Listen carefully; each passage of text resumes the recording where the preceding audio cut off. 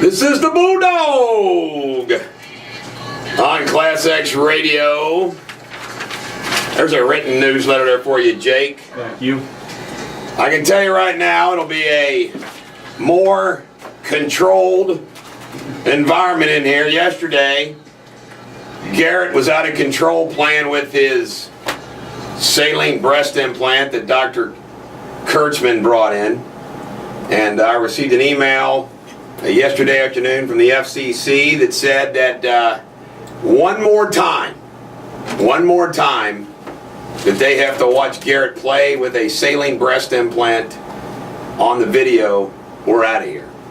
So glad that he's not going to be here today. Coming in later is Pastor Dan, and he sent me a nice email with some topics to discuss in case it was a slow news day. And I got a pile of work to do in between these breaks. I am not kidding you, folks. I don't even waste the time in between breaks. I just can't help it. I just can't help it. Somebody sent me an email because they picked up on the, things you wouldn't hear, da-da-da-da-da. Things you wouldn't hear in Bulldog's office. I don't think we should talk to the press about this. Bulldog, I think you need a haircut. Bulldog, aren't you a bit overdressed? It's good stuff. Bulldog, you sure have been quiet today. I want everybody to know that I turned down a case because there would just be too much media attention. I think a teacher messing around with a student is tacky. Bulldog, you look well rested today.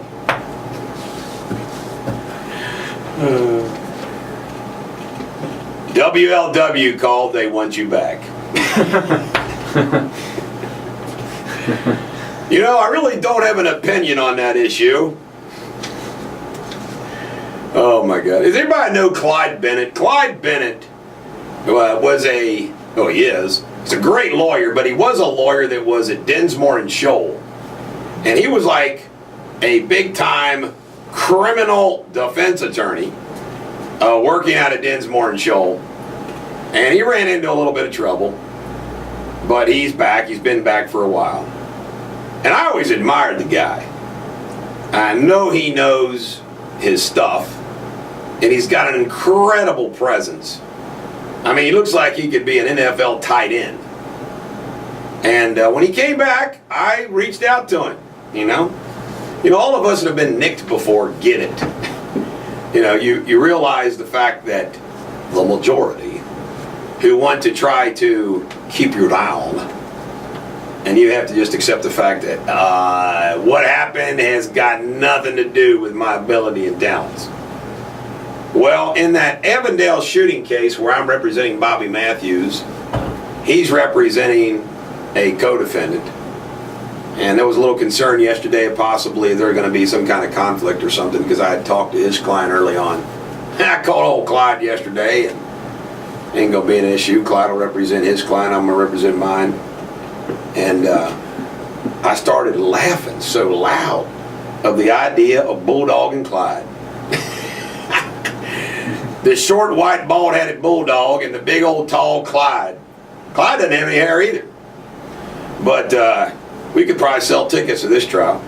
Bulldog and Clyde. And Chuck came with the idea, and I kind of like it. I want to ask Clyde if he'd like to come in every once in a while and be on the radio with me. There's not many lawyers that I would extend that to, but I think Clyde would be entertaining. He got a good old baritone voice and whatnot. Also, we gave William a hard time for not having any wit. And he never responds to the promos that I email him to Sarah, William, and Chuck. And William and Sarah never respond to the promo. Or Chuck, you always give me his thought. So I sent a text to Sarah. By the way, Sarah still didn't respond. I said, why don't you guys ever respond? William said, get a shower, bitch. Picking up on it. And I'm like, that was good. Since yesterday, I didn't have a shower. And then yesterday, I went in my sweats to file a pleading in a court in Judge DeWine's courtroom. I had to get there by noon. And it was so funny because Chuck thought there was a trial going on where he was going with the client, kind of hold the hand a little bit. And he was dressed in the nines. So it was hilarious. We come out of the courthouse. Chuck's dressed in a suit and I look like a beggar. And we go down to the hot dog stand to get our picture, and this big hefty black guy goes, "Well, that's that famous lawyer, the Bulldog." And he took our picture. Then when I took off running across the street to get out of there, he said, "Look, Bulldog's breaking the law." He's a beast. That's what he said. He's a beast. But it was hilarious. The life we lead day in and day out. You can't make the stuff up. I am not kidding you. We're going to cover a lot of stuff, including the health care law. Man, it's a disaster. He says, "Oh, it's not going to hurt you if you are somebody who has already got your insurance through your employer." Ha! 7 million are going to lose their employer-based health insurance. Not good at all. Ronald Reagan's birthday, we celebrated it, I think it was yesterday or the day before. Government exists to protect us from each other. Where government has gone beyond its limits is in deciding to protect us from ourselves. I got some great history for you. It's the history in yesterday's newsletter, which I'm going to share with everybody. I didn't get to it or think about using it yesterday, but it was just good stuff. Great stuff. Today in history, in 1839, Henry Clay declared in Senate, "I had rather be right than president." Yeah, because he ran 4 times and lost 4 times. Pinocchio premiered in 1940. Joe DiMaggio in 1949 became the first $100,000 baseball player. 1964, the Beatles landed at New York's JFK for its first U.S. tour. 1965, Cassius Clay became a Muslim and adopted the name Muhammad Ali. Float like a butterfly, sting like a bee. 74, Mel Brooks' Blazing Saddles opened. Great movie. 1983, Elizabeth Dole was sworn in as the first female Secretary of Transportation and the first female Justice, Sandra Day O'Connor, to the Supreme Court. We come back, we're going to celebrate a few birthdays and have some fun. And great music today. Outstanding music today. We're going to make you feel good. This is one of my favorites. This is Sweet. Fox on the Run on ClassX Radio. On ClassX Radio. We'll have traffic coming up at 7 a.m. Traffic girl gets here. Jake might throw a little bit at you, but I want everybody to know that my musical tastes are very, very varied. And on the way in here, I listen to Sunburn by Owl City. And I'll tell you right now, Jake, isn't it amazing how some singers just have the it. And I guess that's why they're on an album, and it's why they're in the radio. And I'm sure there's plenty of great singers that never make it because they just don't get the opportunity. But that girl that sings White Flag, is it Dido? Dido? I was going to call it Ditto. Dido. That song is incredible. Her voice, so soft but yet strong. And then the message that she delivers about, how you play it cool, like if you ever get dumped or, you act like you don't care, the hell with you, da-da-da. I love in that song where she just says, "Man, I love you and I can't help it and I don't care, I'm going to tell you." It's a pretty great song. But then I also like rock and roll. I've always said, we have Hey Bulldog is a good theme song for us. What is Life, George Harrison, my favorite song, which we close with. Trooper, Raise a Little Hell. I hope today to play a Bruce Springsteen song, which I fantasize singing in front of 100,000 people in a stadium one day as I campaign for president. Because it's one of my favorite songs. To birthdays, Ashton Kutcher, 35. Steve Nash, You know, maybe if Steve Nash didn't cut his hair, he's like Goliath. Those of you that know the Bible story, Goliath's strength came from his hair. So when Delilah, the women always get you, first it was the apple with Eve, then it's Delilah, cut his hair off, he lost his strength. Chris Rock, 48. Garth Brooks, 51.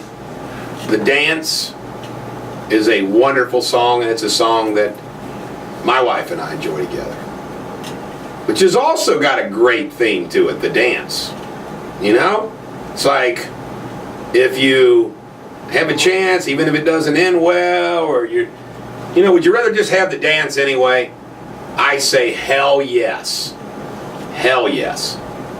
James Spader, 53. If you have seen the movie Lincoln, he was great. Charles Dickens. Laura Ingalls Wilder. You know, wrote the little book, Little House on the Prairie. Sinclair Lewis. John Deere. How do you like that? By the way, we don't have clips today because old Garrett's not here and Jake is manning the board. Oh my goodness. Sir William is 25. Let's give him Oracle status. Happy birthday, Sir William. All right. And I can tell you right now, this is a funny story I'm going to share with you. Sir Thomas More, St. Thomas More, the patron saint of lawyers. And those of you that do not know the story, Thomas More was married. He had daughters. He had like 5, 6 daughters. And he was Henry VIII's right-hand man. He actually wrote for Henry VIII. He was the ghostwriter. I just want everybody to know that Chuck doesn't write a damn thing that I write, okay? Just teasing you, Chuck. But it's true. He doesn't. He wrote the response for King Henry VIII. People don't realize this. Henry VIII wrote a response. This was before, of course, he started the Anglican Church, and he was a good Catholic boy. To Martin Luther's theses, okay? And he was his chancellor, and he was one of his dear, dear friends. But Sir Thomas More just couldn't sign off on his divorce with Catherine of Aragon, who was very Catholic, of course, being from Spain. And all he had to do was sign a piece of paper. And, you know, I could just picture this. You know, Henry VIII, come on, Thomas, just sign the goddamn thing. You're embarrassing me, Thomas. You just got to sign this thing and be done with it. And, of course, he didn't sign it, and he lost his head. And that's when Henry VIII just went off the deep end. And I'm sitting there thinking to myself, put that in that kind of dynamic like a best friend. I can't imagine sitting there saying, Chuck, you will sign this thing, and if you don't sign this thing, Willie, you've got to sign this thing, and if you don't sign this thing, and then you have their head cut off? I mean, it makes no sense, man. Henry VIII just kind of lost it over the poo-tang. He was crazy. It was Anne Boleyn, baby. And Anne Boleyn wouldn't give it up unless he divorced, so gosh dang, he had to divorce her. We should play that song. Now, Henry VIII. Henry VIII, I am. But the reason why I'm telling you this, okay, is Thomas More died on principle, and he went from being the main man to his head chopped off. Now, he also wrote the great book Utopia. It was about a society that if it was perfect. Well, let me tell you something. The reason why I'm telling you this story because of his birthday is this. I went to Thomas More College. And they have a law day. And every year they have somebody come speak at law day. Something I've never been asked to speak at. Sorry, Mom, I have never been asked to speak at the event. You don't leave sentences with an at the end. Well, anyway, learned that from my mama. So anyway, one year, they had Bill Robinson come speak at the event. And they have Bill Robinson types speak at the event a lot of times. Now, there's been some of the speakers I like. I know Judge Bertelsman's done it. There's been other local judges that have done it. And there's been some good people. But I couldn't resist writing a letter. Now, Bill is, you know, he's, you know, you become the president of the ABA, you're kissing a lot of fanny to get there. I'm sorry, but you are. He just ain't my kind of guy. I ain't got nothing against him, but well, maybe I do. Well, anyway, I wrote Ray A. Bear, who sets this thing up, and he's my history teacher, who taught me about Thomas More, of course. And I wrote him a real long letter. like 3 or 4 handwritten pages, copied to my dad and my daughter Erica, where I said, you know what, Ray? It cracks me, and I got a good relationship with him. By the way, he did not respond to this letter. I said, I really, really respect you, but on the Lawyers Brunch every year in February, when we hold this event and you guys get a speaker there, do you know that you never, ever, ever, ever have somebody who represents the true ideals of Thomas More, who's willing to give up their freaking head and their life for a cause and a principle? No. Everybody they have always come speak there are somebody who is like right there with the establishment, going along, getting along. And I'm thinking to myself, and it was pretty obvious because, and I stress this, I am not advocating me. Although I went ahead and said it, I says, but I can tell you right now, I represent the spirit of Thomas More a hell of a lot more than all the other speakers you've ever had there. But I said, why don't you get some real rebels to come speak at Law Day? Here's another thing that bothers me about my profession. You know these Lawyers of the Year awards and stuff like that? It's never that hard-working solo practitioner busting his butt representing people in divorces or criminal cases. Those guys and gals never win any of our profession's awards. Never. So I hope you enjoyed that analysis of Thomas More. It was probably more Thomas More than you needed or you wanted, but it's very relevant. Thomas More would like the Bulldog. We need a Thomas More poster. Bingo! Good job, Jake. We got to get Thomas More in here. Write that down. Writing it down there. Should get a bust. Oh, yeah. Well, by the way, that was a tradition. Everybody always stole the bust of Thomas More. And my son is going to go play football there next year. Commit thy way unto the Lord. Trust also in him, and he shall bring it to pass. That's Psalms 35:7, verses 5. Good verse today. Today's weather, cloudy and sunny. Don't ask me, folks. I'm just reading what William put here. High of 50. Friday showers, high of 38. The Knack feel-good song is Good Girls Don't, But I Do. That's a good one. And ladies and gentlemen, the American jury, this is a great song. This is really, Don't Get Fooled Again, great song. I mean, The Who's got 10 songs I love. Pinball Wizard, their version. But I have to admit, this is really my favorite Who song. And you know what it's called? What's it called? I'm trying to think of it. Well, I guess it's a metaphor, but it's like they're messing with you metaphor, if you know what I mean. They claim this song is about an accordion. Do you believe that? That this isn't about an accordion? I do not believe that this song is about an accordion.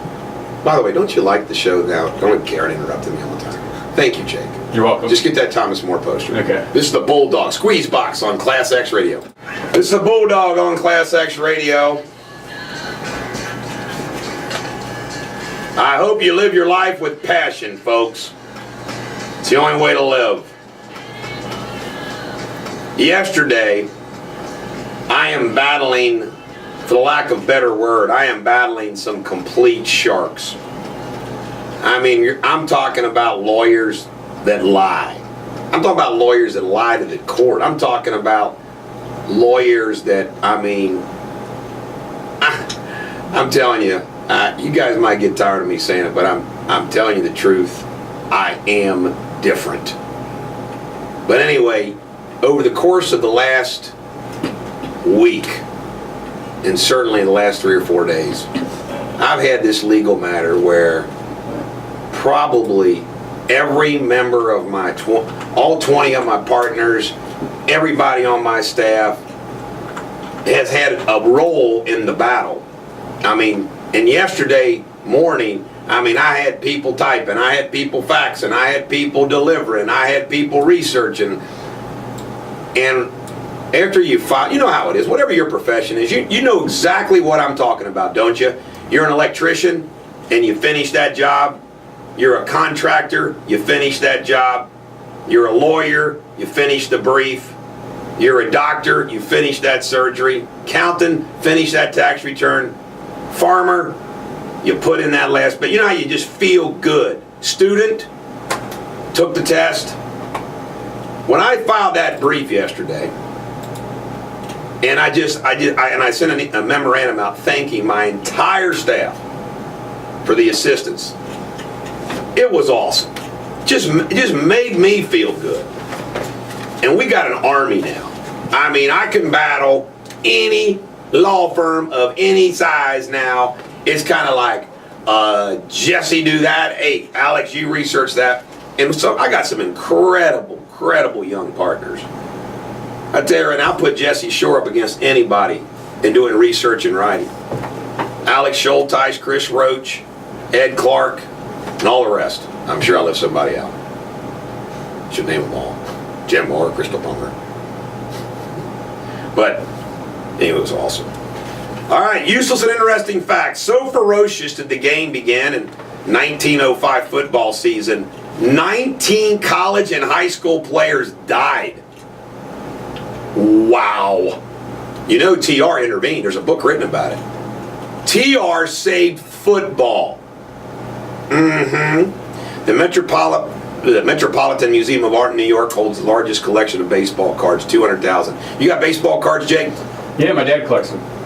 Man, I have a great collection. I wish I had more pre all the other baseball card companies making baseball cards. Yeah. But I have some early '70 cards. My dad has some really cool ones. We actually found the old cigarette cards that they used to make. We got one of those of a guy, last name Slagle. It's pretty cool. I'd like to have the only Honus Wagner card. You're pretty impressive. Do you believe that card's worth that much money? That's insane. Blows my mind.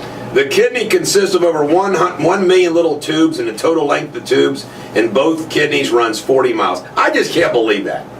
I mean, how? I just can't believe that. That's called micro. H.G. Wells wrote of an atomic bomb and the world set free in 1914. His name for the device was atomic bomb. That's pretty cool.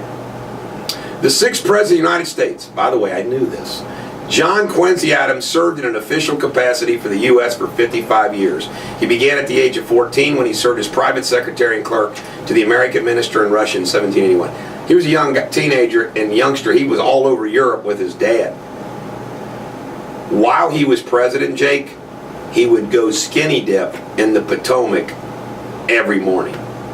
Sounds like a cool guy. Can you imagine? And a reporter once stole his clothes. What if that happened now? I don't know. What now? President Millard Fillmore, who married his teacher, thought that he might have a mental disorder. We ought to name kids that have relationships with their teachers Millards. He's a Millard. He's pulling a Millard. He's pulling a Millard. That's why I like about you, Jake. You're witty.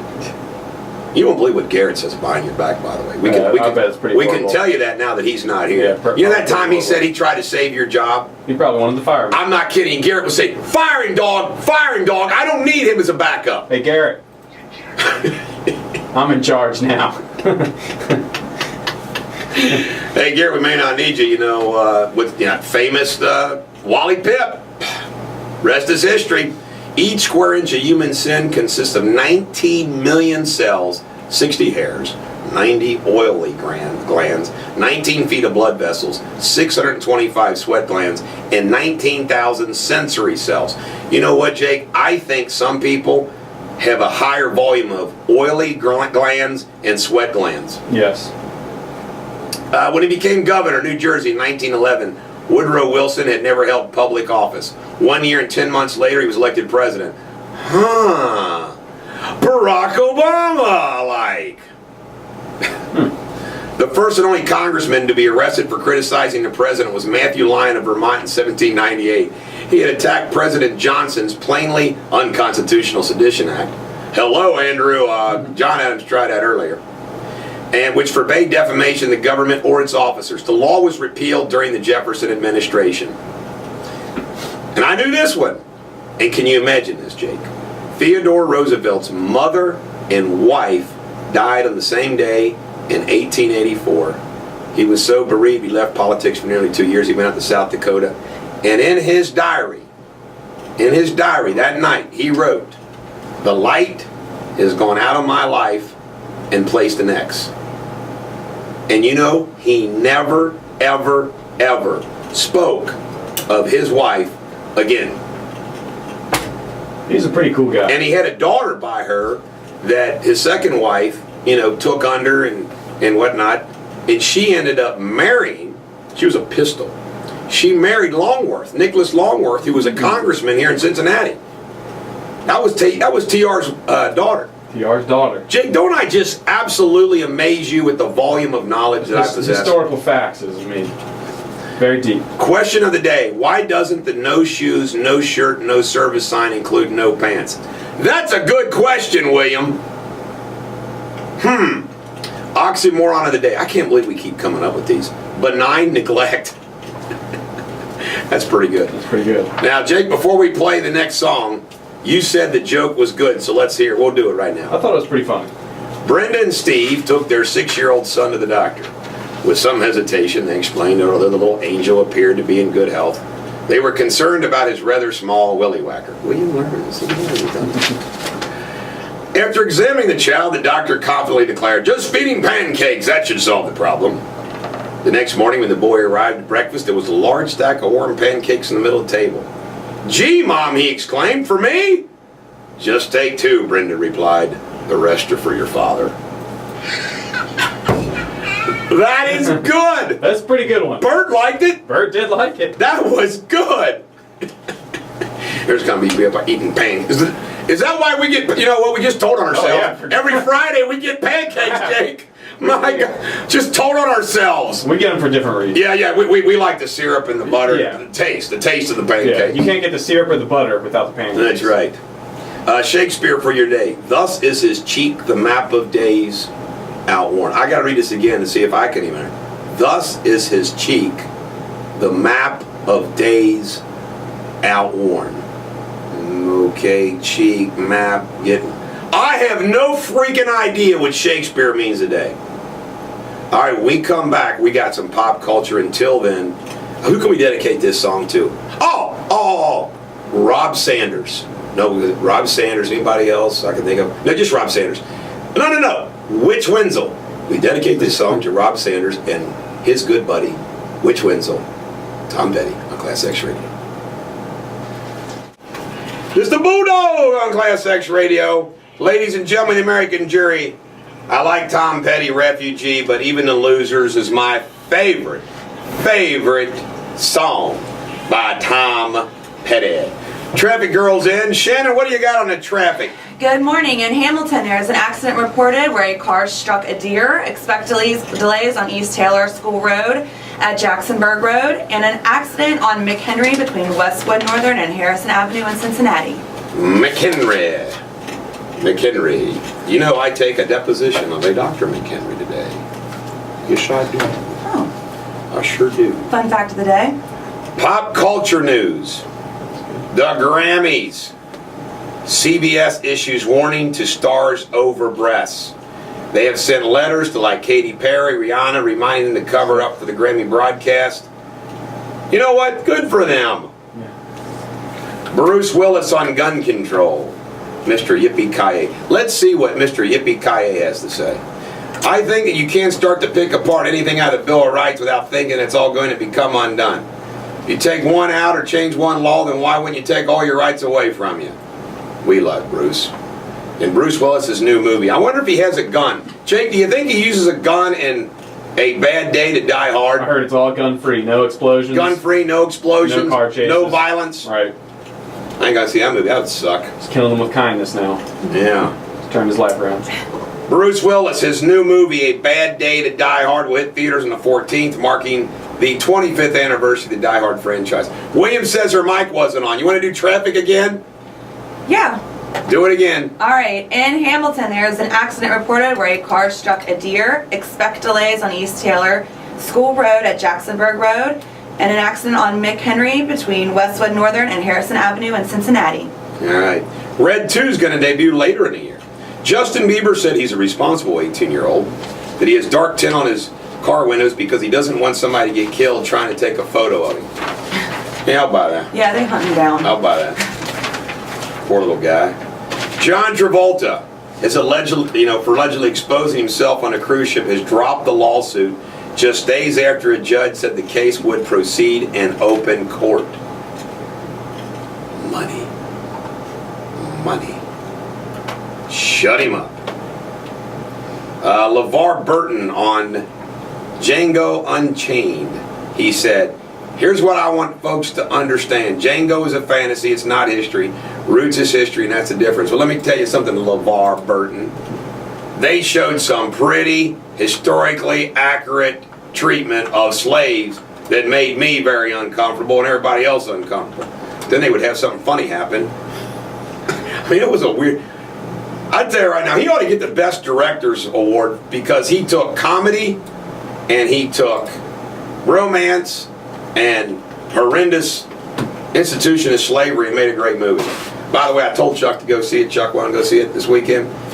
I think Rebecca talked him into going to see Silver Linings, which was really good, but Chuck didn't like it. No. I think they're both up for Picture of the Year. Yep. Massachusetts U.S. Senator Scott Brown is in talks with Fox News about taking a job as an on-air contributor.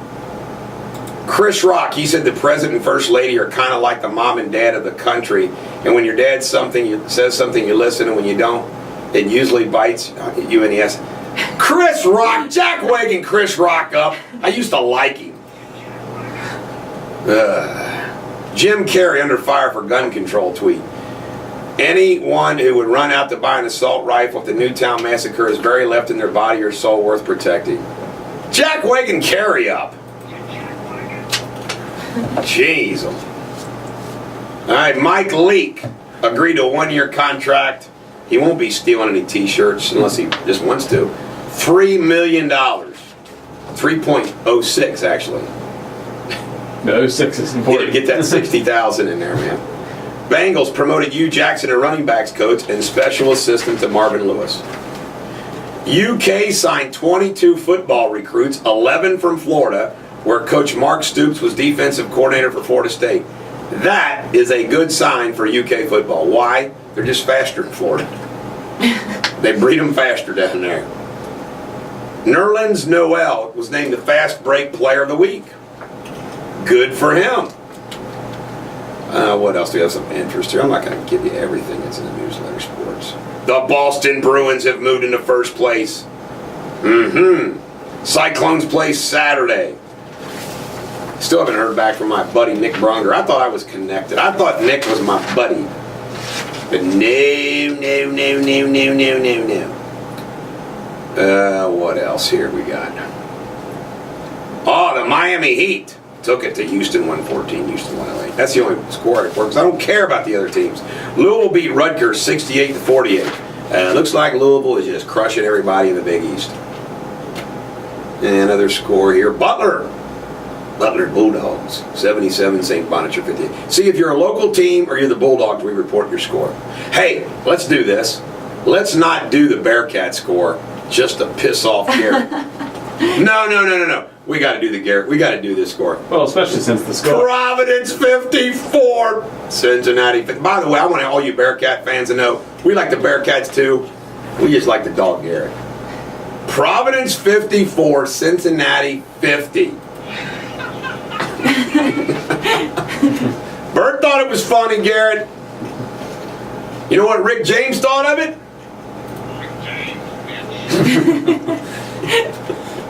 All right, Ohio 69, Ball State 42, and Toledo 65, Miami of Ohio 64. How about this basketball score? Auburn 49, Alabama 37. Did they have the football team out there or something? By the way, anything change in traffic? No. All right. Today's basketball scores: Indiana plays Illinois at 7 p.m. Indiana man tries to sell moonshine online. He's been arrested on a preliminary charge of processing a distilling apparatus for the manufacture of liquor. He was trying to sell the homemade still for $150. Come on, give him a break. Jeez. There's been another Avondale shooting. Curtis Boston and Levon Oden have been charged with murder for the January 30th murder of 19-year-old Deshaun Wheeler. Wilmington, Polaris up there is creating 100 new jobs. Good for them. Kroger says 2 incidents where items have been priced higher than their original price during the sale are one-time glitches and reaffirm the company is not raising any prices. Let's give them a benefit of the doubt. If not, we sue. Class action. Home Depot planning to hire 600 workers in the Cincinnati area. Good, good, good. Kasich plans to lighten the sales tax, including funerals. What? Marine towing. What? Tax preparation. Dating service. Insurance. Oh, that's going to be $9.38. You can thank Kasich for that. Insurance agents, admission to sporting and culture events. Well, as long as it's not lawyers, I don't care. Yes, I do care. Ohio's going to spend $230 million to pay for that new system from Accucenture LLC to determine eligibility for health and human services programs in the state. Cincinnati man, 38-year-old James Napier. Do not call me. I will not represent you. Charged for using an 11-month-old for sexual gratification. Sick. Beverly Hills Supper Club is going to be on the Travel Channel. By the way, my documentary that I produced, Pioneer Spirit, has been on Channel 48 lately. Kentucky might allow alcohol sales on Election Day. Well, wow. Isn't that special? Big deal. We're Kentucky. Does it matter if you're drunk or not if you're a Kentucky voter? No. Just tell it the way it is. I can say that. My mom's from Harlan County. By the way, this is funny. I had a client. Well, she's a friend, and she doesn't have any money. And I said, she said she had to get divorced. And it was kind of like a quickie marriage and a quickie divorce. And I said, well, where is he? Well, he's in jail. I want to get divorced him while he's in jail. I said, where is he in jail? She goes, Harlan County.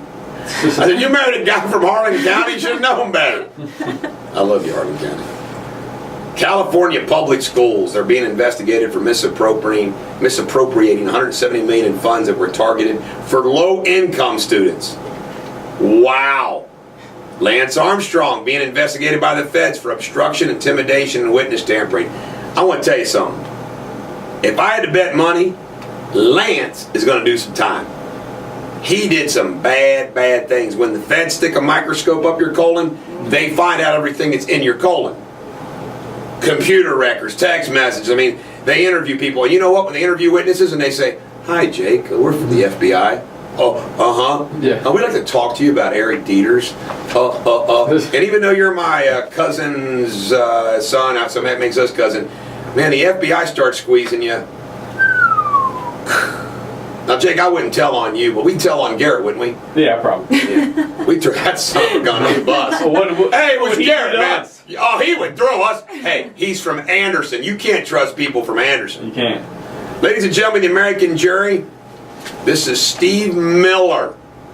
My favorite Steve Miller song, Jungle Love. Go have some Jungle Love on ClassX Radio.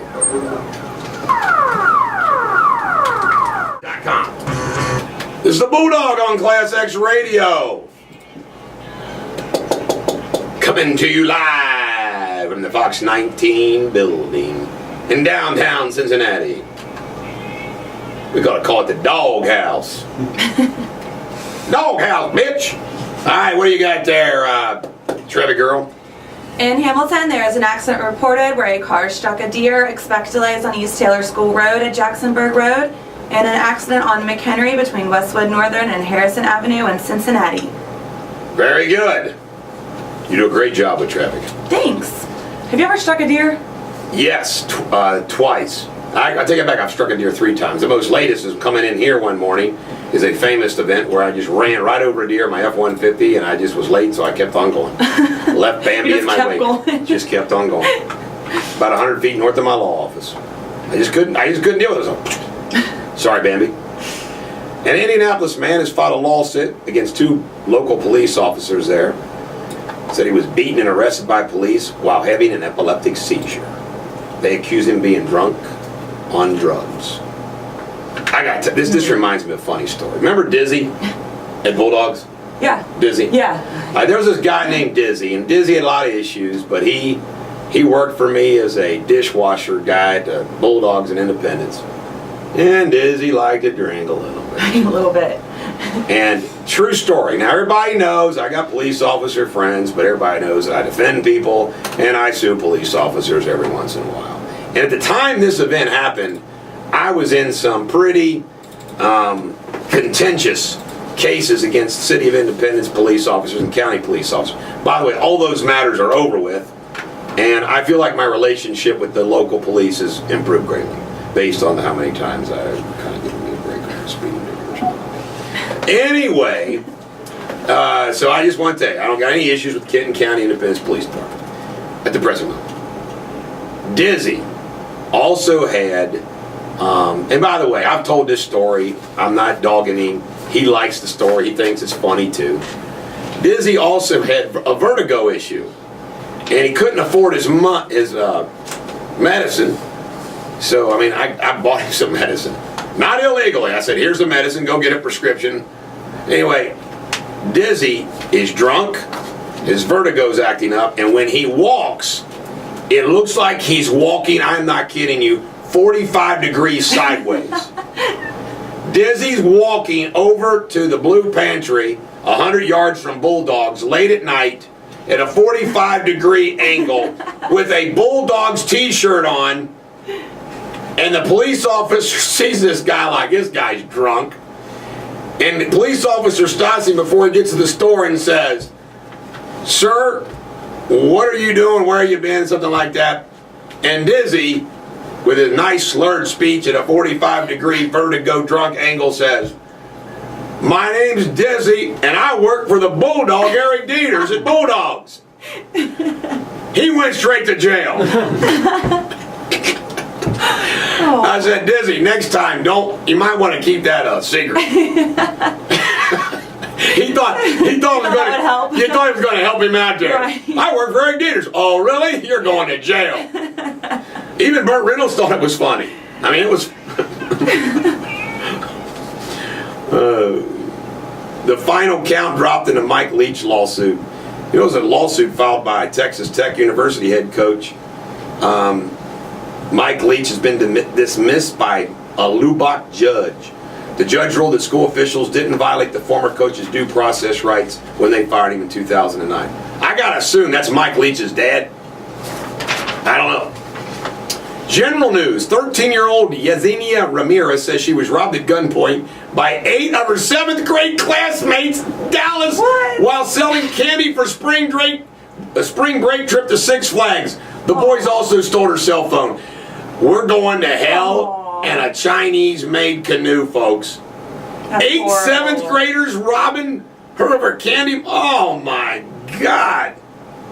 You know, those are the kind of things when you start realizing we do have a culture problem. That's horrible. New York Times publicly disclosed online that the U.S. uses a secret air base in Saudi Arabia to conduct drone strikes against Al Qaeda in Yemen.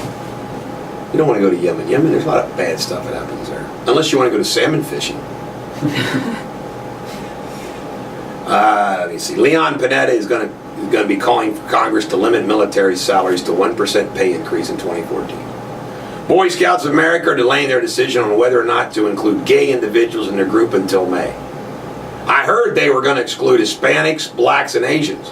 Really? No, it's just General John Allen, the commander of American coalition forces in Afghanistan, steps down from his post on Sunday. Chuck Hagel, confirmations delayed. They want to check out his finances in a past sexual harassment allegation. Not of a concern. Now, with all due respect, let's see here. Secretary of Defense, he maybe got out of line a little bit with a woman. Now, I'm not saying that's right or not, but there's not much of correlation there, is there? No. I don't think so. Joe Biden says enough is enough about gun control meetings. Folks, you agree with me? I'm sure enough is enough. You know what? Joe's worn on me. I don't like him anymore. I used to find him entertaining. Now that he's a dumbass. Obama is going to let a small number of congressmen and the intelligence committees review the classified legal opinion that gives him authority to issue drone strikes, killing American terror suspects.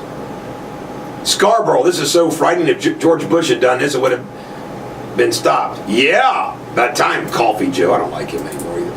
Maryland Governor Martin O'Malley I think he's Irish, is urging state lawmakers to pass legislation requiring residents to apply for a license before purchasing a handgun. Florida U.S. Senator Marco Rubio is going to deliver the GOP response to Tuesday night's address.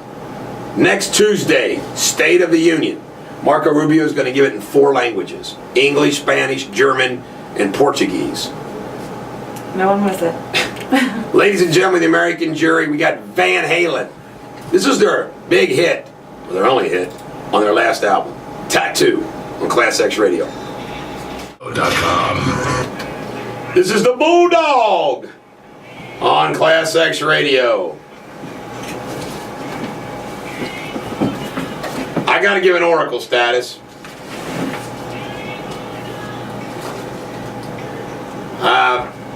The Oracle status goes to Dave Scott.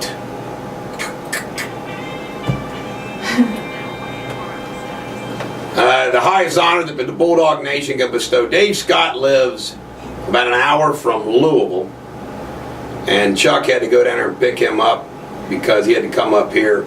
He is a client of ours, proud to report, and I know he won't mind me saying this, he's one of the many clients, I think we've got about 14, against Dr. Durrani from the Center for Spine Technologies over in the Westchester area. He's also got a Northern Kentucky location.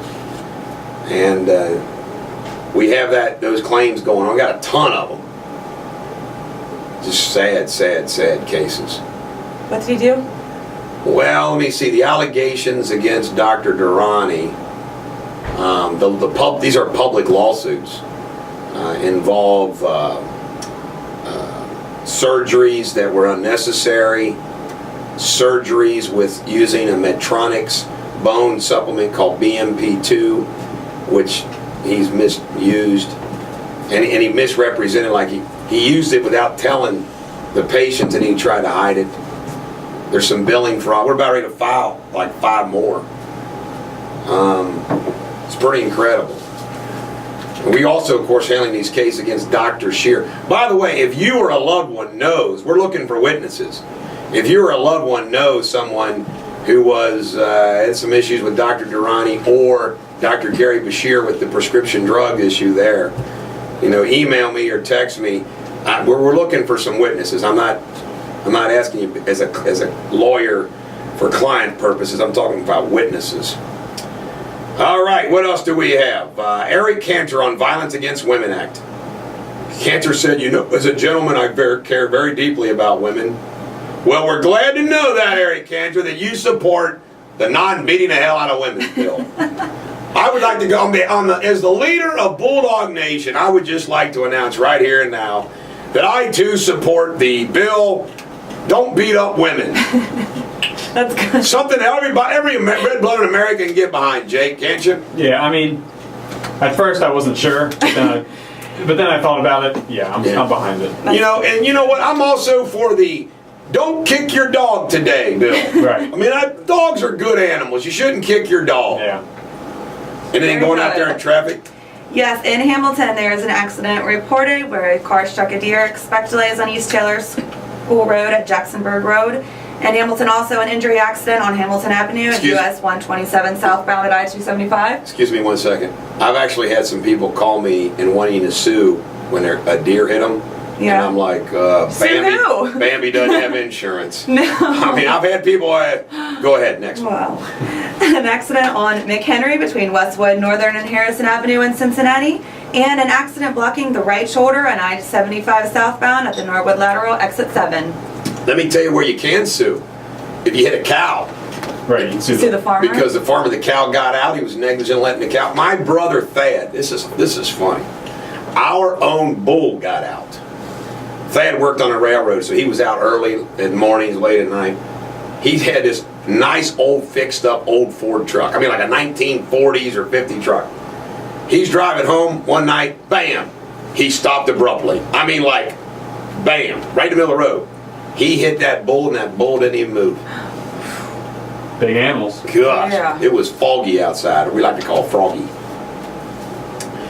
What else? House Speaker John Boehner, he said giving young undocumented illegals a pathway to citizenship is certainly worthy of consideration. Isn't it amazing how these jackwagons change their opinions just politically?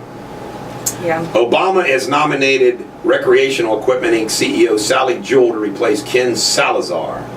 The 56-year-old began her career as a petroleum engineer at Mobil Oil Corporation. Michigan Republican Governor Rick Schneider called for extending Medicaid eligibility to Michigan residents without health insurance. What this all means, folks, is you get Obamacare. And why do they do this? Let's take some of that federal government money. We like that stuff. Dennis Miller last night was great. He said the difference between California and Texas is this. I don't know if you heard this, folks. This is great. Texas is running radio commercials in major California cities encouraging, Rick Perry's doing the voice, encouraging Californians to move their business to Texas because good taxes, less regulation, good legal system for business. Is that hilarious? A governor airing ads. Dennis Miller on Arrival last night said, the difference between California and Texas is as follows.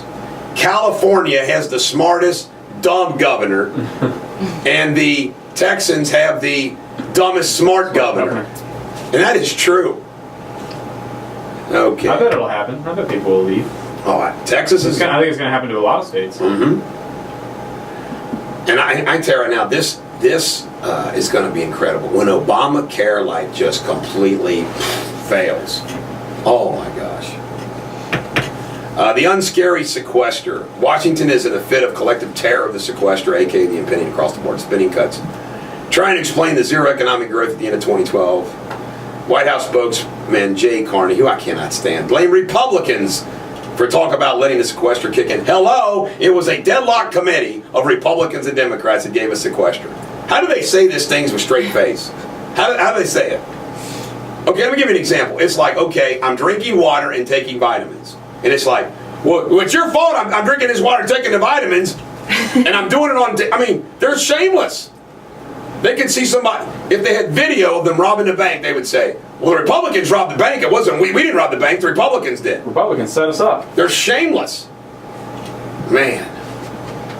California tax hikes makes being rich less cool. If you earn over $1 million, guess what? 51.9%. Ow, ow, ow. A lot of people That's do. state and federal taxes. Oh, the gold.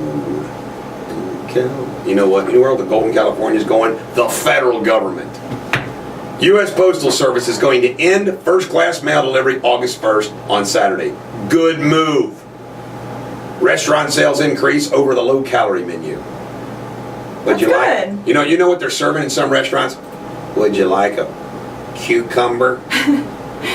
Applesauce is a side. Would you like a quarter head of lettuce?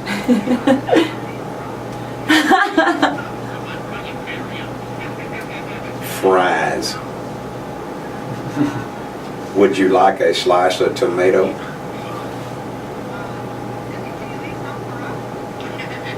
God,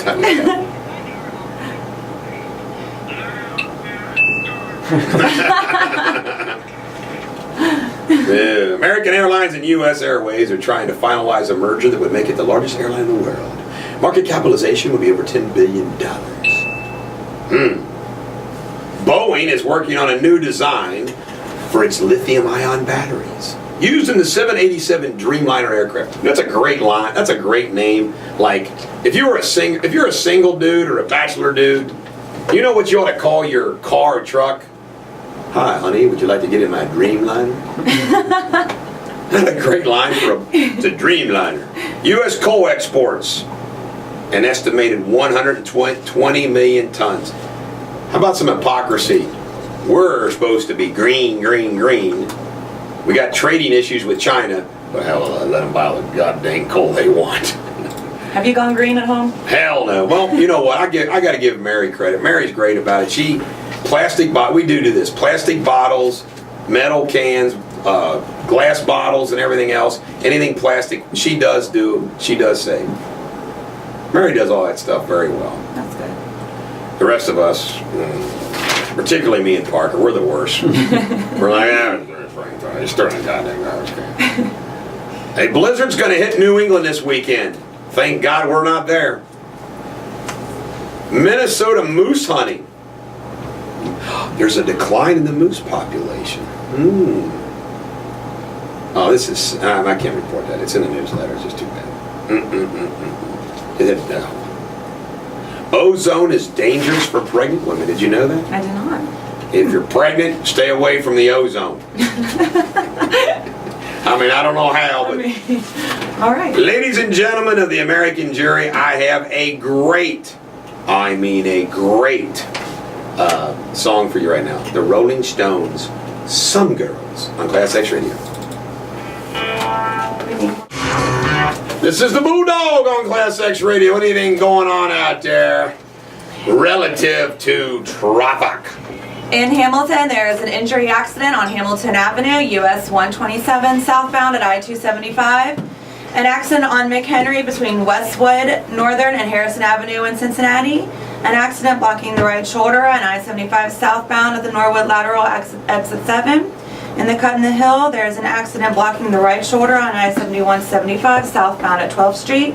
And in Florence, an accident on Mount Zion Road west of Interstate Highway 7175. All right. Hope everybody stays safe. By the way, that client wanted to report that he considered Dr. Durrani, who was his doctor for 8 years, like he was, he really loved the guy. And he said that what he did to him was like having your best friend sleeping with your wife. That would be devastating. That would be. Can you imagine having that pain? Ugh. That's one pain I don't want to ever have. That kind of thing. Two things that would really get you. Yeah. Best friend and your wife. Right. You know what usually happens? You hang in there with your wife and you tell your best friend to get lost. I've seen it happen. Some other news I'd like to report on. Remember Dan Francis from StayInTheRoom.com and Latonia Baptist Church will be joining us later. Phil Terzop was charged. He's the Walton mayor and was the manager of the water district before he got fired. And he's still the mayor. He hasn't resigned. And what they said is he had the money at home. I'm defending Phil. I mean, I'm not his lawyer, but I'm defending him right now. And, I haven't heard anything in the news about he used it for his personal. They were selling copper scrap that was left over, and he apparently was using this $30,000 they got to pay bonuses. So maybe it was like misappropriation in the sense that, okay, it should have been properly accounted for. But, if he used the money to pay cash bonuses to employees, doesn't that make a little bit better of a situation of it than like he went and bought a boat? And I tell you right now, Phil does not live outside his means. He's not that kind of guy. I know Phil Terzop, and I like Phil Terzop. And the fact that he won't go gently into the night, I'm suspicious that there's something smells about this. Penelope Soto, if you didn't catch this, she was the girl that was said adios to the judge. Judge gave her $10,000 uptick in her bond, which is probably not legal. And then she flipped him the bird and gave her 30 days criminal contempt. The video's online. It's pretty good. Yeah. I think first he was 5,000. Yeah. And she kind of walked off all hoity-toity, and then 10, and then she walked off again, flipped him the bird, sent her to jail. Wow. It's not very smart. By the way, I get another complaint. Can't hear the traffic. You got to talk right into that microphone. Anyway, I tell you right now, these lawyers are analyzing that. And what usually happens when this happens is the judge will reduce that. The judge will probably let her out the day or 5 days. He's just making his point. Did you notice that judge was Hispanic? He kind of understood things. In other words, there was not a culture gap there. He knew what adios meant. And I want to tell you this is such a funny story. I love Dennis Miller. He's funny. And I was watching O'Reilly last night about 3 o'clock in the freaking morning or something. What movie did I watch? I watched a good movie last night. I forget what it was. I watched a little bit of Troy. That's a movie. I love Troy. Me too. Agamemnon, the king of Mysia, was wanting to unite all the Greek city-states. He had conquered all of them except one. Messalians. Meanwhile, his brother, King of Sparta, was hosting a party with the Trojans, including Hector and Paris. And Paris runs off with Helen. That wasn't a very good dinner guest. You know, Josh Robinson was at my house for the other night because he was up. He works with me. He's a paralegal in my office. He was in my house. We worked some, and he spent the night at our house. That would be like him running off with my wife. That would be like him doing a Paris. You know, just like we call it doing a Millard. Pulling a Millard. Doing a Paris. Doing a Paris. Doing a Paris. And didn't that whole story of the Trojan War, don't you feel bad for Hector? You know, the smart brother, he's got his act together, he's got a hot wife, he's taking care of his kingdom, he's got peace, and his little brother wimp. And by the way, in that movie, I hate Oliver Bloom, because little Paris is a little wimpy. But now, I want to tell you, now there's somebody that's deserving of our wall. That actress, that German actress, Jake, she's worthy. I'll find out who it is. But anyway, Dennis Miller last night on O'Reilly, I digressed to the Trojan War. They were making fun of Iran shooting that monkey into space.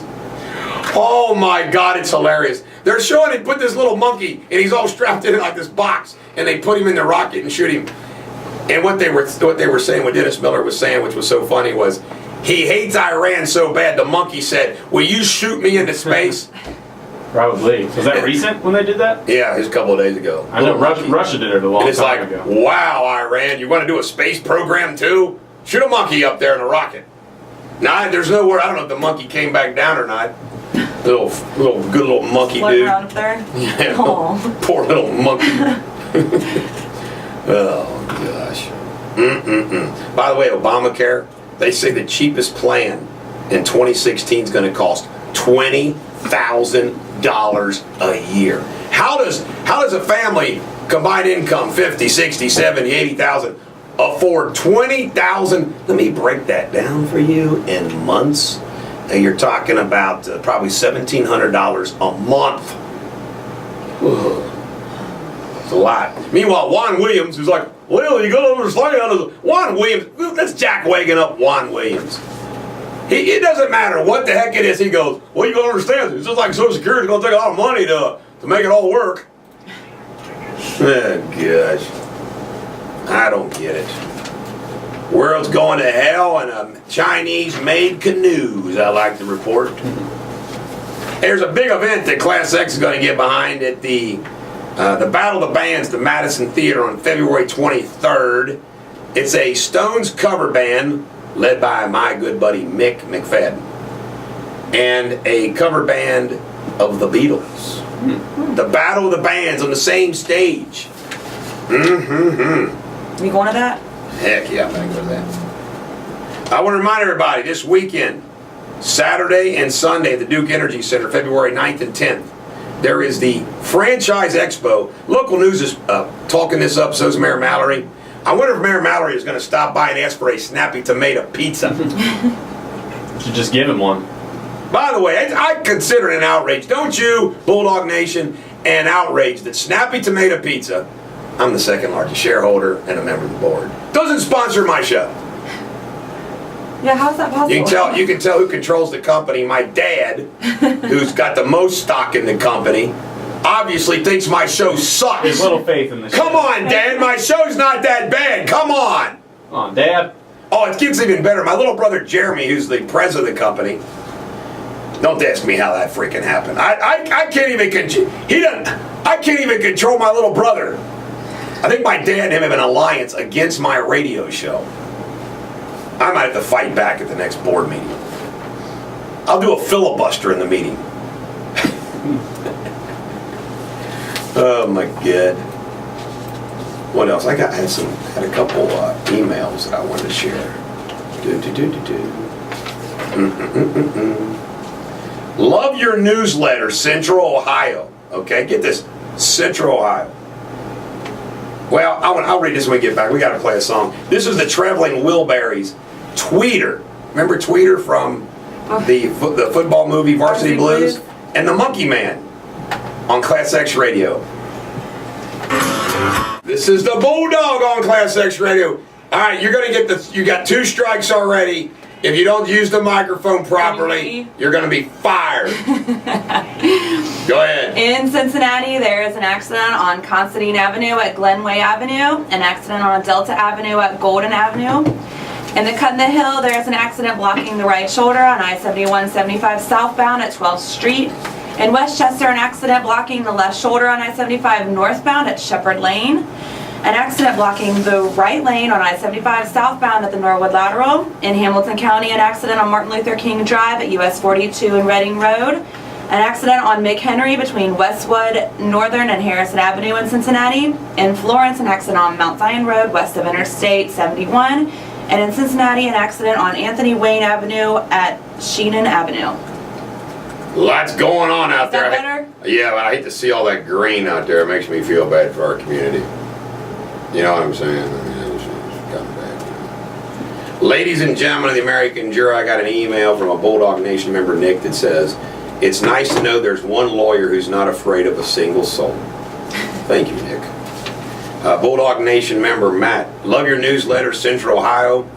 I'd hire you. There are a few lawyers I've worked with around here that I respect." He goes on and on and on. Nice, nice, nice. Thank you very much. Always appreciate the fan mail. Got somebody glad that we're trying to help out those casino workers, which is going very well. Jesse Shore, my secret weapon, my partner, he came up with, I mean, this brief. See, part of the thing when you get hurt at the casino, what all these lawyers told, 4 different lawyers, because they all had different lawyers, said to our clients, "Now you can't do nothing, just workers' comp." Well, that's not the case. It's not the case under these circumstances. So there. Oh, I got a big announcement to make, and I'm still taking some of these vitamins here. I've taken half of them. I have my own vitamins. I choose my own vitamins. I put them. I take about 20 different vitamins. And my son-in-law, I sent him at GNC. I said, "Here, you give me these vitamins," because he was going anyway. He brings me back, instead of the vitamins that I asked for that I wanted to buy, he brings me back the 50 and older Megaman vitamin packs. And I hate that. I like to chew. So I'm taking these 2 kinds of packs, and I'm only 49. I'm not 50 yet.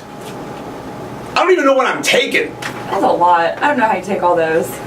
Well, I'm taking They're big horse pill vitamins. Maybe that's the reason why I don't sleep or anything. I don't know. Right.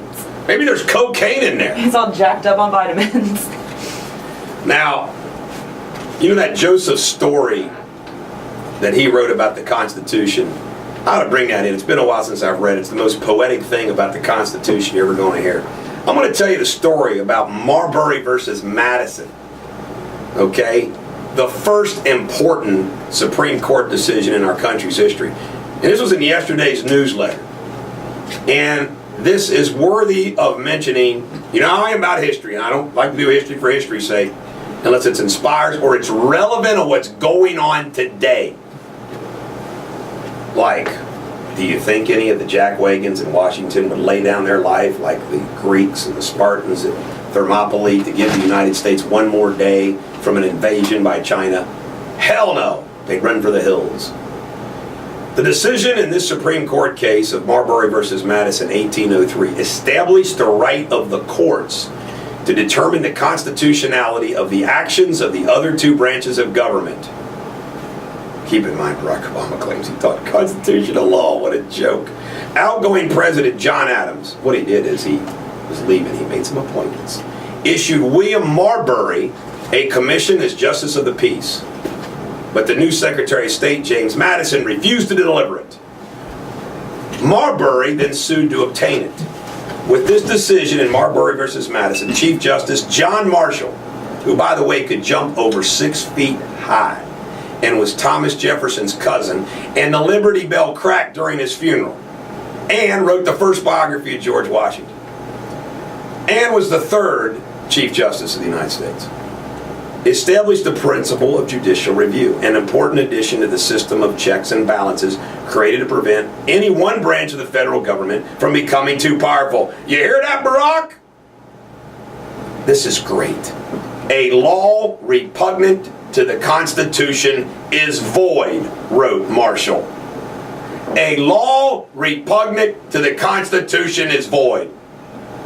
Why don't we put a banner like that up by Chief Justice Roberts during the Obama case? Nothing in the Constitution gave the court this specific power. Marshall, however, believed that the Supreme Court should have the role equal to those other two branches of government. And he was strong enough to establish this constitutional review, see? When Madison, Hamilton, and Jay wrote a defense of the Constitution and the Federalists, they explained their judgment that a strong national government must have built-in restraints. You must first enable government to control the governed, and in the next place, oblige it to control itself. Sweet words. The writers of the Constitution had given the executive and legislative branches powers that would limit each other as well as the judiciary branch. The Constitution gave Congress the power to impeach and remove officials, pass laws, including judges, or the President himself. The President was given the veto power to restrain Congress and the authority to appoint members of the Supreme Court. And the Supreme Court had not been defined, therefore it fell to a strong Chief Justice, John Marshall, to complete the triangular structure of checks and balances by establishing the principle of judicial review. First case everybody hears when they go to law school, constitutional law school.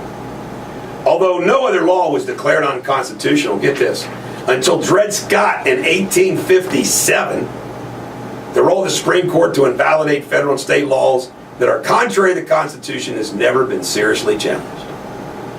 So there you have it, folks. The importance of John Marshall. Ladies and gentlemen, the American jury, I almost picked this song as my favorite feel-good song of all time. As we listen to it, think of the beach, think of summer, think of being young and dumb and full of gum. The bottom line is, just think about sunshine and happiness. This is Sunbird by Owl City on ClassX Radio. This is the Bulldog on ClassX Radio. Well, I just want to go ahead and say, yes, it does appear that there ain't much going on anymore. Good morning. And we can discuss some of the things that Pastor Dan comes up. What's going on in traffic there, Shannon? In Cincinnati, there is an accident on Considine Avenue at Glenway Avenue, an accident on Delta Avenue at Golden Avenue. In the cut in the hill, the right shoulder is blocked on I-7175 southbound at 12th Street. In Westchester, there is an accident blocking the left shoulder on I-75 northbound at Shepherd Lane. An accident blocking the right shoulder on I-75 southbound at the Norwood Lateral. In Hamilton County, an accident on Martin Luther King Drive at US 42. An accident on McHenry between Westwood Northern and Harrison Avenue in Cincinnati. In Florence, an accident on Mount Zion Road west of Interstate Highway 71. And finally, an accident in Cincinnati on Anthony Wayne Avenue at Sheenan Avenue. Okie dokie, Dominoki. Front page of the paper talks about, isn't it amazing that Ohio, John Kasich and the House and the Senate in Ohio have passed some legislation reducing taxes, more business friendly, and you watch the great economic things that'll come from that. However, I don't know about this Medicaid expansion bit. They're just trying to take those federal dollars from everybody else. But Kentucky, all right? I've been paying attention to what's going on since I was 19. I didn't until I was 19. But I started paying attention. And I can tell you, when I was 19, I would have made me in 1982. From 1982 until now, okay? 30 freaking years. I hear every year, Kentucky needs to have some tax reform. There's too many taxes. It's a mess. It's a log jam. It's bad for business. It's bad to us. It's bad for revenue. We need to have tax reform. Governor's running. I'm running on a platform of tax reform. Legislature. I'm running for the legislature for tax reform. And they never, ever, ever, ever, ever do a damn thing. Meanwhile, we got poor people over in Kentucky. I think it's time that we take care of everybody in Kentucky. I want to take care of the people in the mountains, and we're going to improve economic development. We want economic development in Kentucky. And there's never any good economic development in Kentucky. Am I not speaking the truth, Pastor Dan? Truer than I would like to admit. Isn't it sad? Yeah, it is. It's like, when are they going to just say, it's time to overhaul? And when they elected Ernie Fletcher, I'm thinking to myself, well, maybe that's going to, move some things. I mean, look what Louis Nunn did. I mean, 275, NKU. Can you imagine Northern Kentucky now without NKU and 275? Wow. No, can't at all. And when you think about how easy it is to do, it blows my mind, and it's all about power. It's why I hate the people in Washington, and I hate the people in these states, governments. It's just about keeping power versus let's accomplish something. It's about getting reelected. Power, getting elected. I came up with this, and I can't believe I forgot to ask Larry Forgy this, because I don't know. We drove over the Christmas holiday all the way to Snowshoe, West Virginia, to a ski resort. All right. The whole time we're at this ski resort, and they had natural snow, but they had also had snowmaking. I'm thinking to myself, wait a minute. I don't know if Kentucky's Appalachian Mountains are as big as these, but there's mountains down there. And I'm thinking to myself, why isn't there vacation resorts and hotels and skiing and sled riding and hunting? And I don't understand, why is that? Now, I don't know the answer, but it seems to me, what a missed opportunity for the beautiful mountains of Kentucky that we do something like that. And I'm thinking, man, how come some real rich guy hasn't said, hey, Governor, I'd like to purchase these 2,000 acres of farmland down there, and we're going to do. How awesome would that be to travel from northern Kentucky 2 hours, 3 hours tops, and be in a beautiful place like that instead of driving 8 hours to West Virginia. That's right. Well, and how about when I lived in Louisville, I was a PE teacher for Kentucky Country Day, which was John Y. Brown's daughter. That'd be fun. Was going to at the time. PE teacher. And I took the kids skiing, and guess where we went? Paoli in Indiana. I mean, we're right there in Louisville. I mean, we've got some mountains, and they've got machines that make this stuff. I'm just amazed that we don't have the ability to do it on a scale that would allow skiing at the highest level. And another issue that's, I want to follow up with that, which is probably equally as important, is on the front page of the USA Today. And it's got national press coverage. Monopoly is going to dump the iron. I heard this. I'm like, what? They're making a big deal. You know, the little thing that you could have, the iron that you could use as a board piece. Monopoly is dumping it. Did they replace it with a cat or something? I don't know what they're going to replace it with. I got to tell a story too. You had a bull back, that truck hitting the bull. My brother, we had this bull on the farm. Why we ever had it, I don't know. But we always had Black Angus cattle. And Black Angus cattle are generally docile. Cute little calves, nice cows. Even the bulls aren't too messed up. You know what I mean? For some reason, my dad had what we called the Brahma bull. Now this Brahma bull was not a Black Angus bull. It looked like something from the West Plains of Texas. Horns, I mean, this thing, and it was nuts. I remember we kept it in what we called the block barn, which was a concrete block barn, and I'm not kidding you, I didn't want to go in the concrete block barn because this bull looks at you, it's wanting to jump up in the hayloft.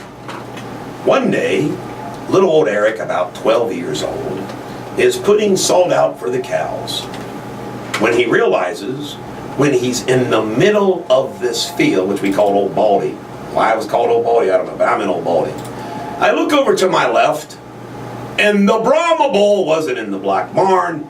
It was in Old Baldy, in the same fence I was in. And I start to panic, and I'm looking, and the bull stands, and all of a sudden, the bull, the Brahma bull, he didn't have a name, he's calling the Brahma bull, comes after me. 12 years old, I'm gonna die. I run as fast as my little 12-year-old legs, hit a wire fence, jump over, I am not kidding you, while I'm in the air, coming down on the other side, Brahma bull head hits fence post, pow, like a cannon. I'm like, thank you, Mom, for saying all those Hail Marys for all those years for me, those rosaries and everything else. Thank you, Mom. I mean, I almost died of a bull killing me. Would you ever do the running of the bulls? No! I'm gonna tell you something. That is stupid. People die like every year. And some of them are so whippy, like they run with the bulls, but then they jump up real quick. You gotta finish it if you're doing Yeah. Is this one that had the... No, we're not gonna do that it. song. We ran out of songs. We need something. American Land of Hopes and Dreams. We don't have the live versions though. We don't? Studio, okay? Man, let's try it. We'll see I'll kill it if it's bad. Then we come back, we're gonna cover your outline there, Dan. I'm gonna rely upon yours, because the news, I tell you, it hits all the time. Willie and I talk about all the time, it's like, there's nothing good going on. And things that you can talk about a lot. Right. I mean, we can talk about, you can go and play music. If it's gonna be good, I'm gonna kill it. If it's not good. I don't think I'm gonna like this. Let's see what we got. Nah, we'll see how it goes. This is the Bulldog. This is the Bulldog on ClassX Radio. Ladies and gentlemen of the American jury. What's going on in traffic? In Cincinnati, there is an injury accident on Delta Avenue at Golden Avenue, an injury accident on Anthony Wayne Avenue at Sheenan Avenue. In Hamilton County, an accident on Martin Luther King Drive at US 42 Reading Road. And in Blue Ash, an accident on Hunt Road at Plainfield Road. Hunt Road and Plainville Road. All right, Dan, what's on your mind today? Do you got anything that you're just anxious to tell the ladies and gentlemen of the American jury about this morning? When I was looking through the newsletter last night, I noticed that it was Garth Brooks' birthday, and I have a Garth Brooks story from when I lived in Nashville. We want to hear a Garth Brooks story. Well, I used to bump into him all the time, really. He was... You big name dropper, I did. yeah. Let me guess, you taught him karate. No, I didn't teach you karate. Anyway, go ahead. He was at a James Taylor concert I went to, and I was like 4 people over. I looked over and I saw him sitting there. It was pretty cool. Nobody was bothering him, by the way. And then I saw him at a service station one day. But the story, I did a Bible study on Music Row, and I had about 10, 12 guys that I did it for 8.5 years. So I had a lot of music execs in the room, and he was not the most beloved, to be honest with you, among music execs because he was so demanding. One of the music companies did a new contract with him one day, and it was so extravagant, the contract, how much it cost, that one of the guys in the group had a sign made overnight and placed in front of the headquarters of this music label, and it said Garth's Dry Cleaners, so that he had taken them to the cleaners. And it was reported on all of the local stations that morning. They didn't know who did it. We're sitting in Bible study, and one of the guys said, "Guess who did it?" It was me. And it was hilarious. I mean, wow. They abused him over that. They really got him. The other thing, he was kind of a perfectionist, wasn't he? Yeah, he was. He really was. And then he just demanded so much. He was one of the... He seemed like a loner in the music industry. That's a good way to put it. But you know what, though? Yeah, that's what happens if you're the guy on top. And he was on top for a long time. Yeah, I mean, that just happens. He really was. I'm not saying he might be a jerk too, but I'm just saying that happens when you're on top. Well, that night when we were sitting, real close to him, he was the first on his feet to cheer for James Taylor. I mean, he loved James Taylor. Evidently, he was inspired by James. The other one I noticed was James Spader. He's one of my favorites, particularly his role in Lincoln. Remember, he played W.N. Bilbo. It is a great role, and he was the political operative. He was the best, man. Right, and I did a little research on him from history, and he's actually a lawyer in history from Nashville, Tennessee. And Spader played him, of course, and it was just a great role. Remember when he was sitting there in his underwear, and the president walks in, he jumps up, and he starts cussing, and he wasn't expecting the president to walk in. But then I remember they played in that role of Boston Legal, the old, where he and Denny Crane, played by William Shatner. Yeah, I love. They would sit afterwards. They were cigars. What Chuck and I do. We do that every day. We sit out on the picnic table at Independence and smoke cigars and drink brandy. Well, they sat on the veranda next to their law offices, and they would talk stories about politics and stuff. I just thought it was one of the classic ones. How about Spader in that role? I like when he was out hunting with the congressman he was trying to give. He goes, "Hey, I can give you the territory. Well, how about he would up the offer? I know. He was trying to sell those offices, anything he could get to get those votes. Well, you think of political operatives as being more like a phenomenon that we developed. Man, they were doing it. They've been around since Rome and Greece right. and everything else. That's a exactly. great point. Yep. Human nature Always been. in politics and human foibles in love and lust and war and betrayal, everything has been around since man's been around. I mean, let's face it. Eve started it all. We couldn't resist the temptation. Then what happened? And then I was told earlier, if you were listening, about Delilah. Doesn't the Goliath? Oh, yeah. Men are suckers. That's Men right. are suckers. We can't resist temptation. Even with Henry VIII. Henry VIII, Anne Boleyn brought him down. Hey, I want to take advantage of having you in here.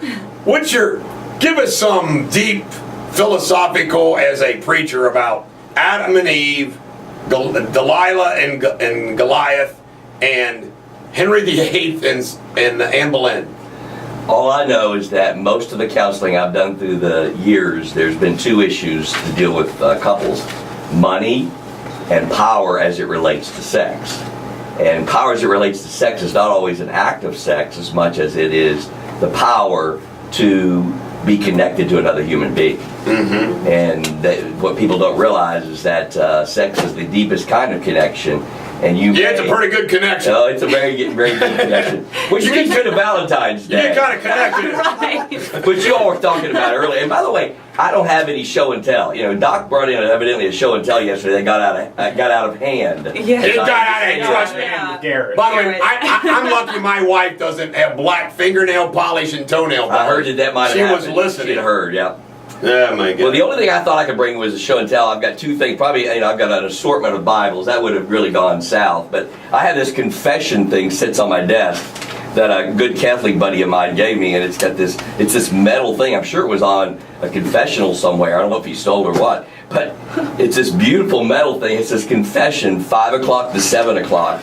And one of my friends put it on a piece of wood and I've got it on my desk. And people come in and they went, "Oh, it's not 5 o'clock." I said, "Well, you can still confess. It doesn't matter." Confession is not a bad thing. No, never. We Catholics really love it because I should drink too much last night. I'm going to confession if you honest. Yeah. You're absolved. We get teased. Catholics Say gets teased about we drink, we allow gambling at our church festivals, but you can go to confession. Great. Dan, have you been to the Dead Sea Scrolls yet? Have you seen that? I have not. I saw it. I haven't either, man. I haven't. I I have go to. see it. They had 3 public lectures, and 2 of them are already gone. I mean, I was going to. Yeah. The second was Monday, and I have not. So I'm going to try to hit the third one. Yeah. Yeah. I have a friend of mine who oversees their HR over there. Oh, so okay. I think I'll be able to get in okay. So Yeah. looking forward to at least seeing them and being a part of that. Yeah, it should be pretty cool. Yeah. I've heard cool things I about think it. so. It's the oldest Hebrew Bible, isn't it? Correct. Yeah. No. Well, and that's right, and it's got some New Testament underlings as well. The Qumran community is very much. Can you read any Hebrew? You have to pass a year Hebrew to get out of seminary. Wow. It's a master of I know that. divinity. You have to read. You know, we at Hebrew Union College, we took a field trip at Latin school. I tell you, we went to some not crazy, I'm talking about like some pretty deep places for 13 to 14-year-old kids. We went to the Hebrew Union College on a field trip. Oh yeah. That was like a whole different world for me. I mean, I'd never been exposed Some to of the like students from Southern Southern Seminary in Louisville used to come to Hebrew Union and do a graduate class. We always had to go outside of our seminary if you were doing PhD work and do a class. You had to do 2 classes in another institution. A lot of folks came to Hebrew Union. I actually went to Western. Dr. William Lane was there, who's a big-time New Testament scholar, and I took courses from him. All right. Well, ladies and gentlemen, the American jury, I got a great story I always tell. People get tired of it. When I was 13 years old, and my mom and dad were obviously trying to get rid of me by letting me go on a 2 adults, 50-kid bike trip through Europe, we were in a youth hostel in Rome on the 4th of July. And we took the jukebox out of the wall into the sidewalk outside with an extension cord on the 4th of July, and we played this song like 100 times in a row as we celebrated the 4th of July in Rome. Grand Funk Railroad Did you play this in your band? Oh, absolutely. God, it's a great We were song. into Grand Funk. Grand Funk Railroad. We're an American band on ClassX Radio. More cowbell. This is the Bulldog on ClassX Radio. Ladies and gentlemen, the American jury, we got our final 30 minutes. Garrett's been gone. Thank God. Need a break from that guy. Tommy Boy's just getting a little out of hand. And we got Jake running the board. It's been such a lighter mood here. Yeah, much better. And of course, Pastor Dan, I was hoping to have Garrett here when Dan was here, so some adult supervision. We could have one-on-one adult supervision. I was going to let him handle Garrett. I'd take you. Do you have any openings this week? Sure. That we can send Garrett to? For him, I'll have an opening. Especially after the Bear Cats lost last night. He might need some assistance. We weren't gonna announce the score, but then of course we had to announce the score Because you were obligated. Providence. Even Burt Reynolds thought it was funny they lost. What's the traffic there, Shannon? In Cincinnati, there's an injury accident on Delta Avenue at Golden Avenue, an injury accident on Anthony Wayne Avenue at Sheenan Avenue, an accident blocking the right shoulder on I-75 northbound, slow traffic from Western Hills, Harrison Avenue exit 2. In Hamilton County, there is an accident on Martin Luther King Drive at US 42 and Reading Road. And in Blue Ash, there is an accident on Hunt Road at Plainfield Road. Hunt Road on Plainville Road. All right, what do we got? We can pass around here. What about Valentine's Day? Well, You got any comments? You know what? You will not. When's Valentine's Day? Next Thursday? Next Thursday. Well, you will be. That's right. You will be here on Valentine's Yes, Day. I will. But get us ready for Valentine's Day. Well, Get I us just- ready for it. I asked my wife if I was allowed to use this word. I am a heartbeat aficionado. I just want you to know that. I know how to do this. I have the worst and the best story from Valentine's Day. The worst was when I was in high school, I found myself having to buy more than one Valentine's Day. And I don't tell that without a great Do sense you of know? humility. Did you know? Did you hear what I did? Was it 2 days ago? I wrote a little love letter Oh, to I my heard wife. about this. And I set it on the counter right next to my comment by the American Express American charge. Express. What the hell is this? No, what an idiot! P.S. Canceled By out. the way, take a look at the American Jesus. Express bill.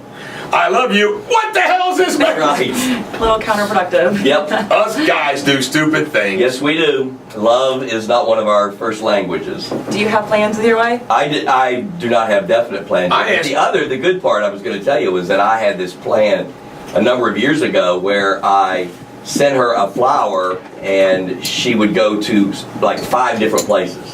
So she'd go to the first one, she got a flower when she got out of school and had a note on it. It said go to this place. She got a massage. And then they had another flower and a card, and then she went from there to get, some lingerie, and then from Wow. there she went to there, here, and here, and she went like 5 different places.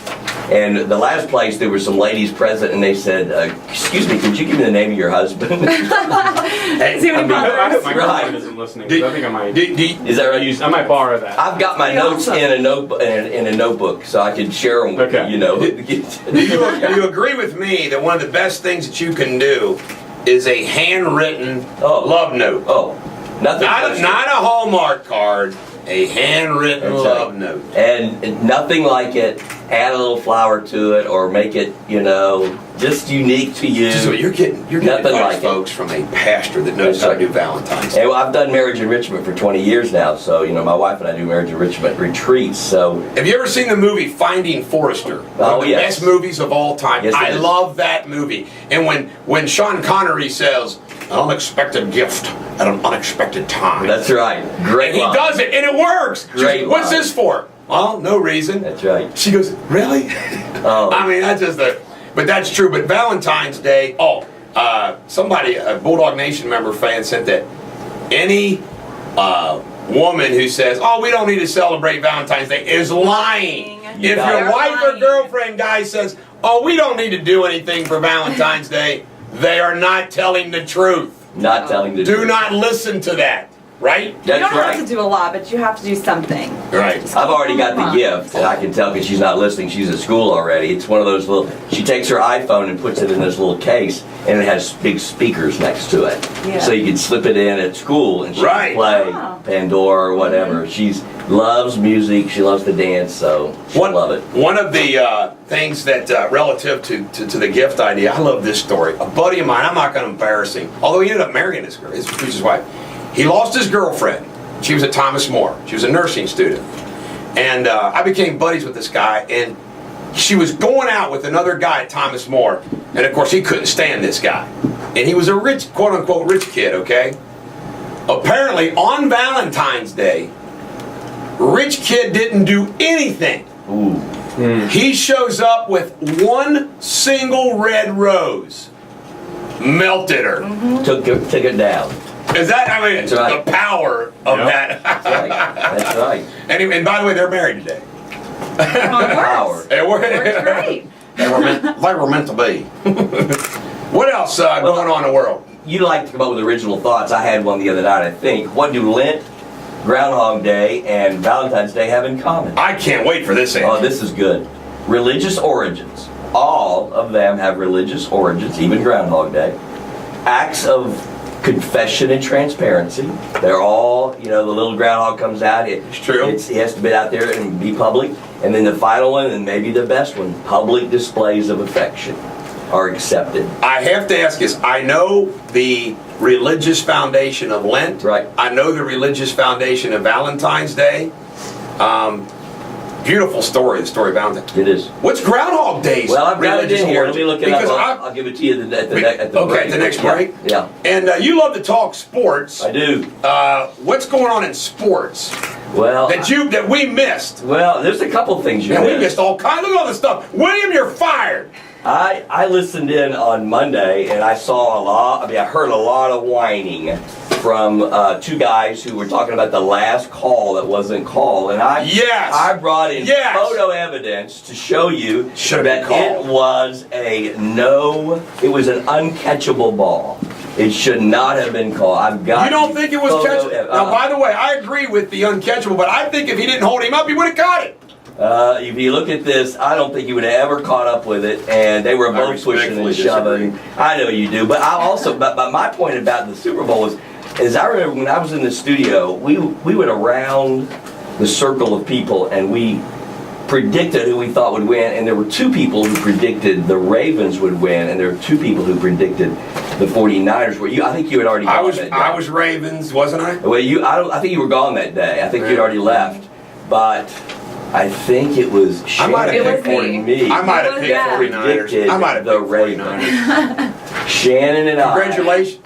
Matter of fact, she was not. You couldn't hear her voice the first time. We made sure she got on the microphone to make sure Yes. she registered her vote. I called it. You did. You did. And your home's Bulldogs, 25th win over Boone County, the only undefeated team. Are they ranked in the state? They are, but not high enough as far as I'm concerned. I mean, golly, they're undefeated. They went to Florida and beat teams. I mean, Simon Kenton, when they won the state championship, they were like ranked way down there and they did it. Well- We come back, we're going to hear about the origin of Groundhog Day, and we're also going to discuss this fight between Meta World Peace, a.k.a. Ron Artest, and a great player out of University of Kentucky, Brandon Knight, on ClassX Radio. This is the Bulldog on ClassX Radio. Ladies and gentlemen of the American jury, before we get all happy again, a little downer note. I see these young people in the obituaries, and it just kills me. I don't know him, didn't know him, but I just want to give all the best to the family of Tyler Ballou, 21 of Florence, Kentucky, who passed away Sunday at his residence. I mean, God, it just kills me. I cannot just ignore it. It's just tough. Now, what is the religious significance of Groundhog Day or its origin? right. Well, I didn't find my article that I wrote about it, but I pulled out the Celtic tradition. Celtics are very strongly religious. Leave it to the Celtics That's to make right. something They out of a come out freaking with groundhog. they do the whole shadow thing, but then they kind of morphed it in to this thing called Candlemas, which means that the whole shadow into light thing. And so there was a religious thing that tied into shadow into shadows light. into light, and the more light in the world, the more spiritual it became. For example, like if what we should have done on Groundhog Day is gone outside and let Garrett stand in front of the sun and see how big of a freaking shadow cast over this building. Now that would be a classic look, you know. I think I'm planning It's fun. to overthrow Garrett. Really? Operation Overthrow. Overthrow? Yeah. Jake, Hey, take it coup. over. Hey, guess what we do? We change the code on the door out there. Tell him to disconnect his little white card. Yep. Oh, that would be so. We got to do that one. It would be. We should prank It him. would be a hoot. We got to prank him And tomorrow. freak him out. The key card doesn't work. Because by the way, that's what they do in Clear Channel. You show up one day That's how you find out. and you find out you're fired. Well, my key card doesn't work. I've been fired. They don't tell you. That's how they do it. except I got a call from Chuck Frederick, secretary. Can you hold on for Chuck? I'm like, yeah. What is it? We're no longer going to need you to fill in anymore. That's the only time I've been fired. From a job I was working for free. Yeah. Do you realize you get fired for working for free? I didn't know you could do that. All right, some other things I wanted to report. Whitesburg, Kentucky, look out, the dog's coming. I think this is an infringement upon my trademark. There's a radio station in Whitesburg, Kentucky, or maybe I'll just get royalties. 103.9 FM, the Bulldog. What the? I own I the was gonna say, trademark don't for you radio, have that television, everything else. Sorry, Whitesburg. You know what though? Whitesburg. I'll go down there and act like I'm going to be really tough on it, and then I'll be benevolent and pick up a bunch of new clients. Maybe they'll take our signal. All right, tell us, I missed this. Tell us what happened between Brandon, he went to the University of Kentucky where he played guard, Correct. and Meta World Peace. Meta Who World won the Peace. fight between this nice, upstanding gentleman, Brandon Knight, and Meta World Peace? Well, if you know anything about Meta World Peace, he's this We all do. big dude. I mean, he just loves to manhandle people on the basketball Mean. court. Mean. And he's gone with this new name change, Meta World Peace. And who names himself Meta Ron World Peace? Artest. Right. Is the guy who climbed up into the audience to get Yes. out and threw a beer on him. So anyway, he's wrestling. What I call wrestle punching. And so when he come out of wrestling with Brandon Knight the other night, he slaps and punches him, and then they kick him out of the game, and then he loses the game. But what he said the next day was, "That kid, I don't know where he's from. I don't know what school he went to, but he's a tough kid." And my response to Oh, that, my, that's great. my response to that, maybe he needs a visit from some hazard Kentucky hillbillies. I mean, you will tell him who he's from. That's funny. That's funny. He said, "You tough kid," you know. Tough kid, I like that. That is hilarious. He's a interesting kind of dude, you know. I mean, he's gone public with his what he calls his mental condition. I mean, he's gone public with everything imaginable. He's just kind of a sad figure in many He ways. is. You want to mention also, and we didn't cover this either. Scott Rowland.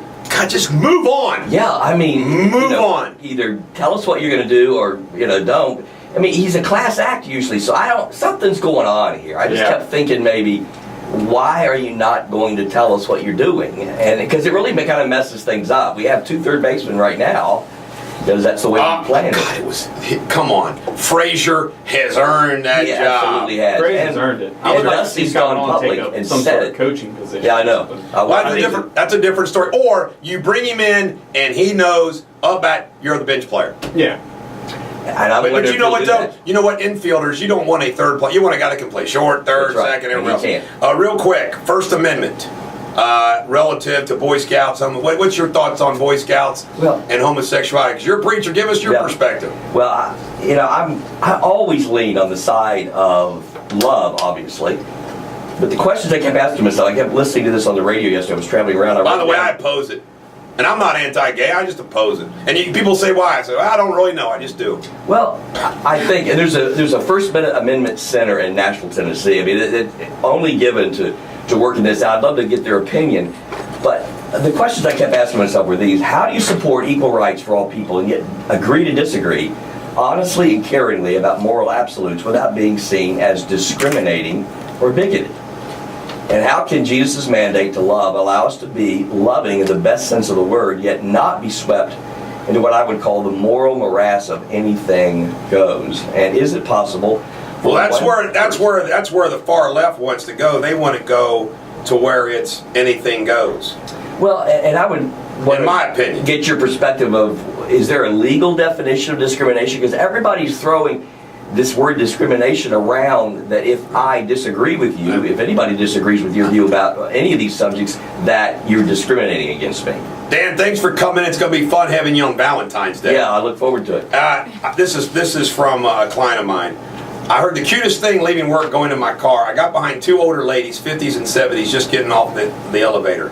The lady in her 50s must have fallen in the icy parking lot and hurt herself. So she was telling the older lady she had to get the meanest lawyer around. And she said, I think I'm going to go get that bald-headed guy named Bulldog. And the old lady said, I never heard of him before. Bulldog! Is that hilarious? Might as well copyright that now. Get that trademark. Bulldog! Every dog has their day. I hope tomorrow's yours. Great show. Thanks, Jake. Garrett, we'll see you tomorrow. Maybe. Just don't show up, Garrett. Yeah, we don't need you. On ClassX Radio.